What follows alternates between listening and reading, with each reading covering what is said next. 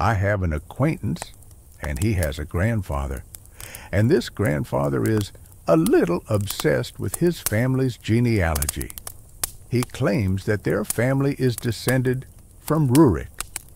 He has collected documents, studied various genealogy books and chronicles. His family tree is traced back to ancient times. I've seen it. It's a big, colorful album with all the branches, coats of arms, birth records, and details of who ruled where.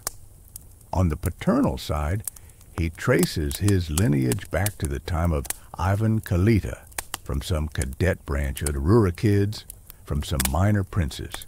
But most importantly, this grandfather traveled to Germany and the USA and conducted some DNA research in laboratories.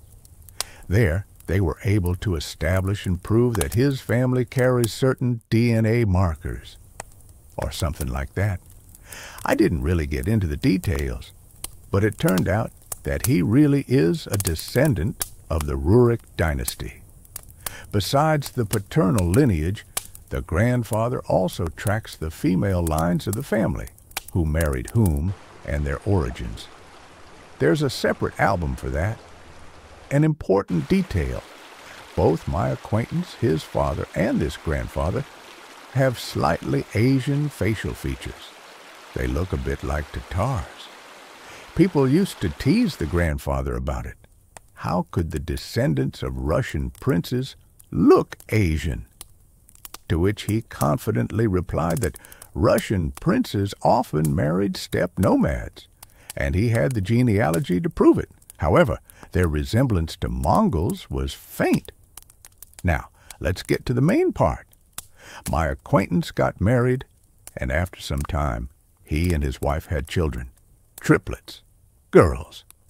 A few years passed. The girls were about to start kindergarten. 3 little angels. Blonde Aryan angels. And that's when the grandfather got worried. Where did the blondes come from? There had never been blondes in the family. The genealogy proved it. Why triplet girls? In 600 years, there hadn't been 3 girls born at once, and suddenly, bam, the genealogy proved it. The old geezer was told to calm down. Genetics is complicated. You can't remember every ancestor. There's also the wife's lineage, with its recessive and dominant genes and so on.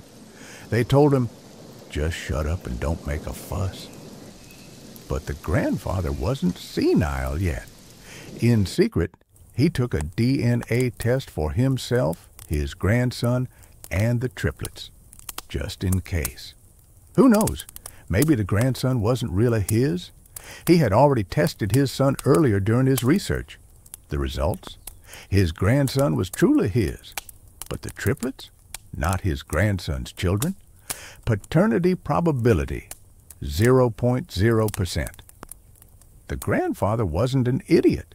He took another DNA test at a different laboratory. Same result. In the end, my acquaintance divorced his wife, and through the court, had himself removed from the birth certificates. Interestingly, first they finalized the divorce, and only then was he legally excluded as the father. During that in-between period, he still had to pay child support, because that's how the system works. What's notable is that no one in the family was offended by the DNA tests. No one protested. Everyone took it normally. There was nothing to hide. Well, except for the young wife, she just didn't know when they had tested the children. Believe it or not, call it whatever you like. I'm not a writer, just a reader. Don't miss a single thrilling story. Subscribe to the channel and hit the bell to stay updated on new revelations. Bell.